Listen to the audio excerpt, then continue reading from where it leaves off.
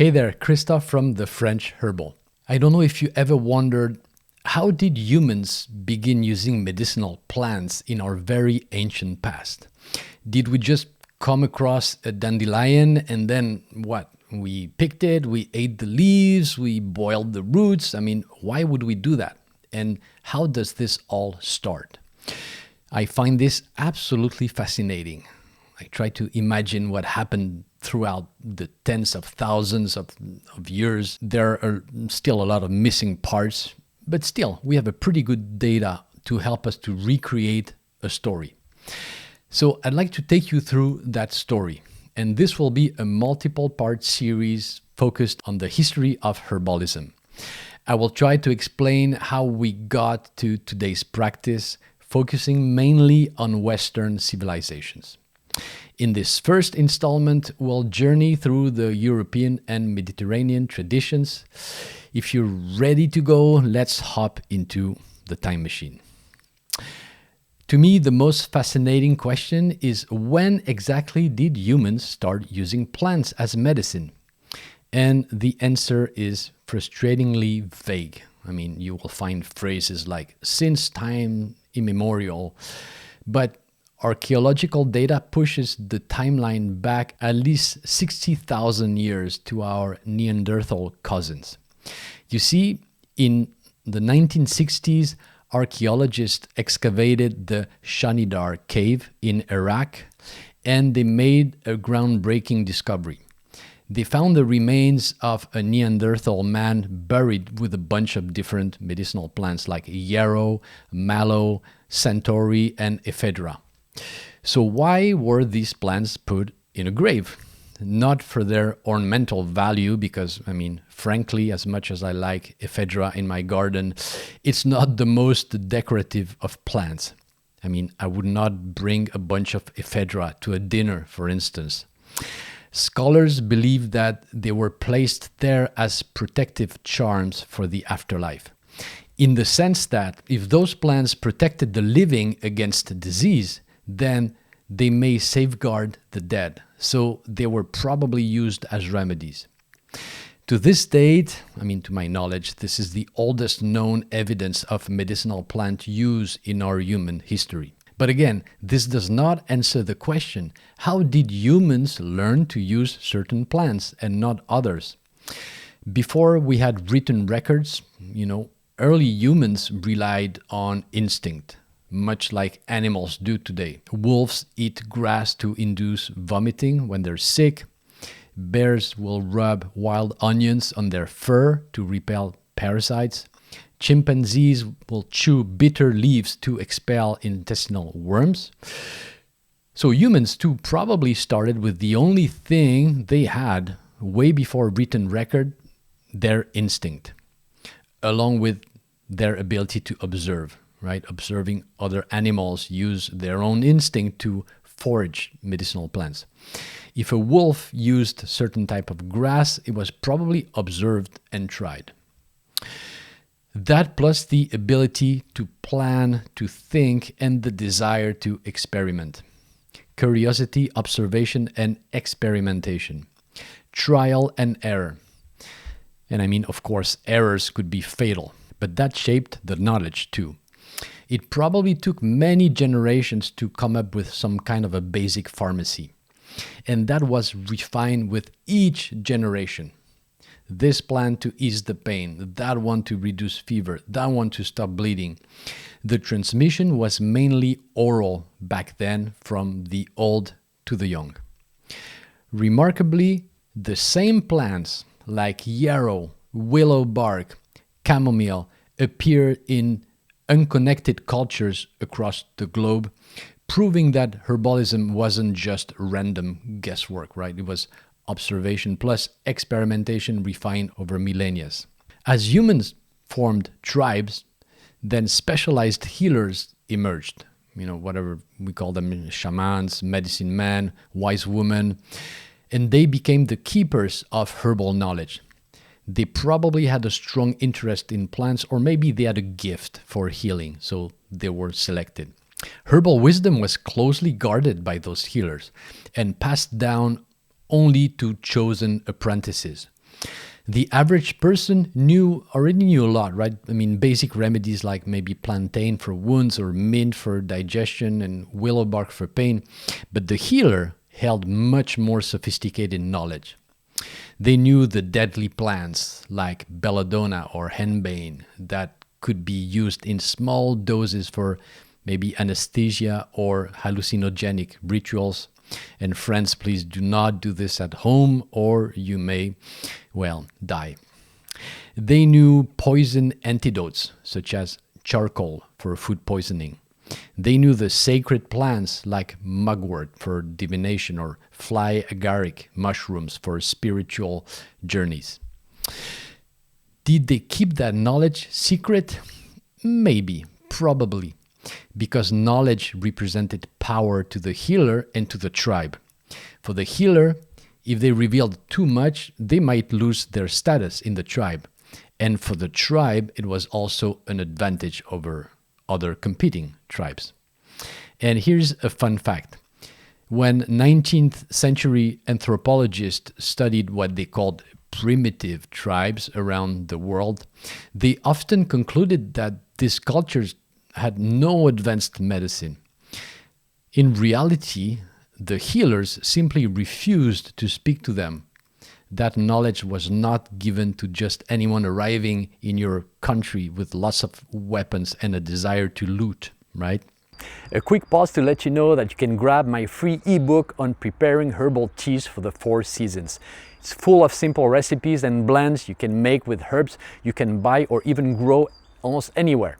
The link is right below this episode. I hope you enjoy it. As societies grew, so did organized herbal knowledge. Each culture developed its own Materia Medica, which is a catalog of medicinal plants, their uses and preparations. And they started to exchange knowledge with other groups. So, as trade routes expanded, so did herbal knowledge. By 1500 BCE, the Egyptians were trading lots of medicinal plants across the Near East and the Mediterranean countries. We have clay tablets from this era that list opium poppy and cannabis, probably for pain relief, mint, licorice, juniper berries, garlic, a powerful antiseptic, probably used to treat infected wounds. The Romans took herbalism to a new level.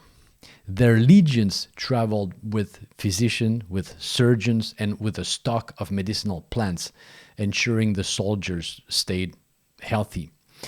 Some key remedies of the Roman, well, they had garlic again, probably used as antibiotic for wounds.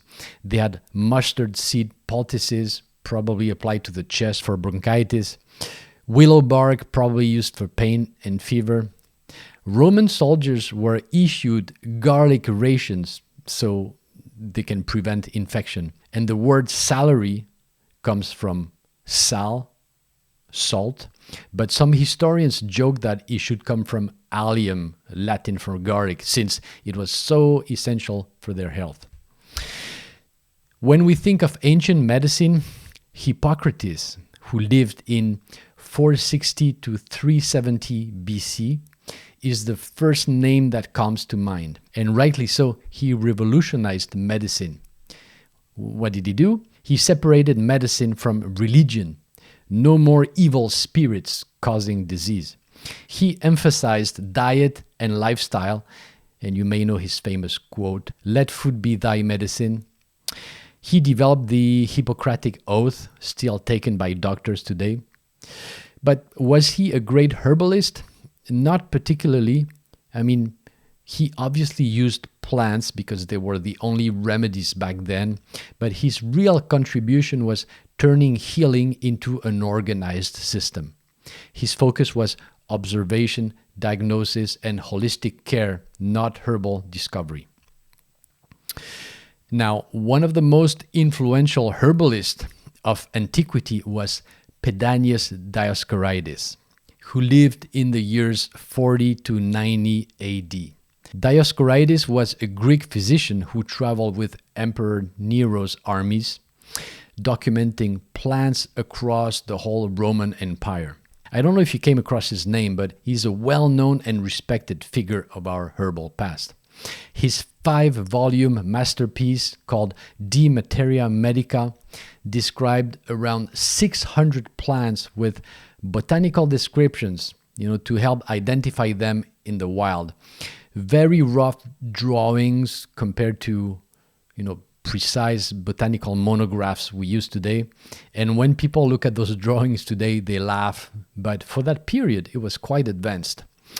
He had harvesting methods, when and how to collect the herbs, medicinal uses, of course, from wound healing to poison antidotes, preparing techniques, teas, poultices, wines, macerated oils, etc., and warnings, which plants were toxic and how to avoid the toxicity. Why was De Materia Medica so revolutionary? Well, it was the first systematic pharmacopoeia that we know of in the Western world. And it standardized herbal knowledge, ensuring consistency in treatment. And also, as I said, it included illustrations, making plant identification a little easier. Dioscorides' work was so respected that medieval monks copied it by hand for centuries. And some of those beautiful illuminated manuscripts are now priceless. If Hippocrates was the father of medicine, then Galen of Pergamon, who lived from 129 to 216 AD, was its most dominant son, so to speak, a figure so influential that his theories dominated Western medicine until the 17th century. In France, we taught Galenic medicine until very late, but that will be for another episode. Galen was born in Asia Minor, which is modern Turkey today, and he studied at Alexandria's legendary medical school. He became a gladiator surgeon, treating wounds and learning anatomy. And back then, human dissection was forbidden, so he studied animals instead. His skill earned him a position as personal physician to Emperor Marcus Aurelius. Galen built his knowledge and practice on Hippocrates' theories, formalizing the 4 humors, a system that explained health and disease based on a balance of, the 4 humors. So in the system we had blood representing the sanguine, I don't know how you pronounce it, constitution, which is warm and moist in nature and associated with the element air. We have phlegm representing the phlegmatic constitution, which is cold and moist in nature and associated with the element water.